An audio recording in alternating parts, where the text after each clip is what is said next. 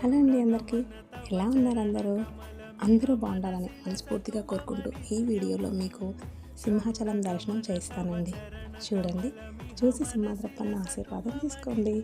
మేము వైజాగ్ వస్తే ఖచ్చితంగా మిస్ అవ్వకుండా విజిట్ చేసే one of the first place Simhachalam అనమాట. సింహాచలం వెళ్దామని ఆల్మోస్ట్ 1 వీక్ నుంచి ప్లాన్ చేసుకుంటున్నాం. కానీ మేము రెడీ అంతా అయ్యాక చాలా పెద్ద వర్షం అండి.